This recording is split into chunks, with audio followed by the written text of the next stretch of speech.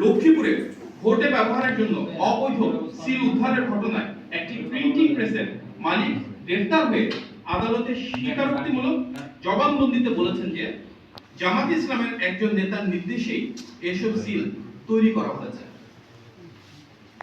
এমনকি তার হোয়াটসঅ্যাপে পাওয়া অর্ডারের তথ্য, জব্দকৃত আলামত ও সংশ্লিষ্ট প্রার্থীর সাথে ঘনিষ্ঠতার প্রমাণও প্রাথমিক তদন্তে পাওয়া গিয়েছে, যা নির্বাচনকে প্রভাবিত করার একটি ষড়যন্ত্রের দিকে ইঙ্গিত দিচ্ছে। আমরা এই ঘটনার সঙ্গে জড়িত সবাইকে আমাদের আওতায় আনার দাবি জানাচ্ছি, সুষ্ঠু তদন্ত চাচ্ছি এবং ইতিমধ্যে গণমাধ্যমে এই বিষয়গুলো আসা শুরু করেছে।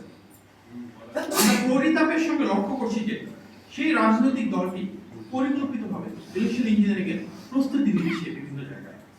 লক্ষ্মীপুরে সেই দলের নেতাদের দ্বারা ভোটের সিল তৈরির ঘটনা তারই প্রমাণ। পাশাপাশি আমরা বিভিন্ন জায়গা থেকে খবর পাচ্ছি যে ধর্মীয় অনুভূতিকে অপব্যবহার করে এবং জাল ভোট দেওয়ার উদ্দেশ্যে বিপুল সংখ্যক বোরখা এবং নিকাব প্রস্তুত করা হচ্ছে। এই পরিপ্রেক্ষিতে নির্বাচন কমিশনের প্রতি জোরালো আহ্বান জানানো যাচ্ছে যে প্রতিটি ভোট কেন্দ্রে নারী কক্ষে অবশ্যই পর্যাপ্ত সংখ্যক নারী পোলিং অফিসার নিয়োগ নিশ্চিত করতে হবে। আইন ও বিধিমালা অনুযায়ী মুখমণ্ডল খুলে ভোটের শনাক্তকরণ কার্যকরভাবে সম্পন্ন করছে।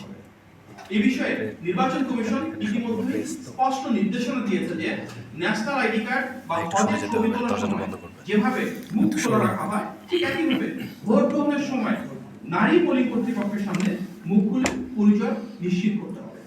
পাশাপাশি ভোটের স্বচ্ছতা ও বিশ্বাসযোগ্যতা রক্ষার সব রাজনৈতিক দলের পক্ষ থেকে নারী কক্ষে যত সম্ভব নারী পোলিং এজেন্ট নিয়োগ নিশ্চিত করা অপরিহার্য এবং দায়িত্বশীল সকল রাজনৈতিক দলকে আমরা এই বিষয়ে সচেতন থাকার জন্য আহ্বান জানাচ্ছি।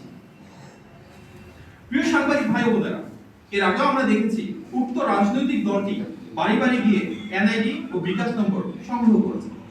এসব ঘটনার কারণে জাল ভোটের আশঙ্কা উড়িয়ে দেওয়ার কোনো সুযোগ নেই। এমনকি অতিরিক্ত ব্যালট ছাপানোর প্রস্তুতির তথ্য আমরা পেয়েছি।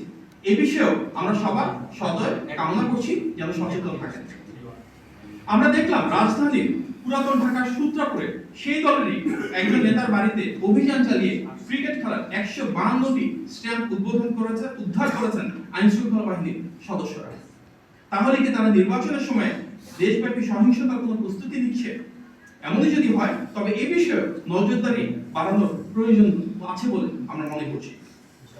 আরেকটি গুরুতর বিষয় আপনাদের দৃষ্টি আকর্ষণ করছি, যেটি ইতিমধ্যে আপনারা নিশ্চয়ই জানেন, যে আসন্ন নির্বাচনে পর্যবেক্ষক নিয়োগে নানাবিধ অসঙ্গতি রয়েছে।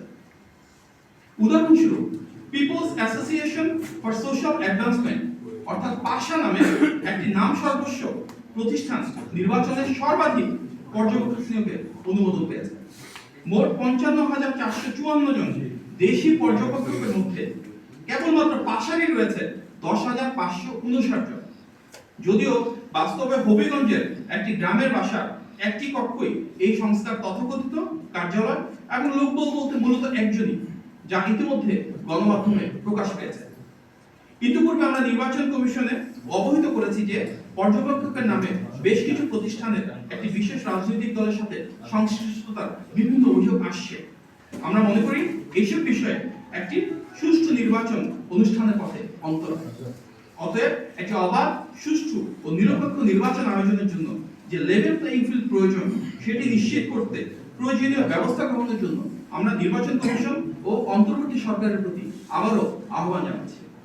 আজকের এই সংবাদ সম্মেলনে উপস্থিত হয়ে আমাদের বক্তব্য ধৈর্য ধরে শোনার জন্য আপনাদের সবাইকে আন্তরিক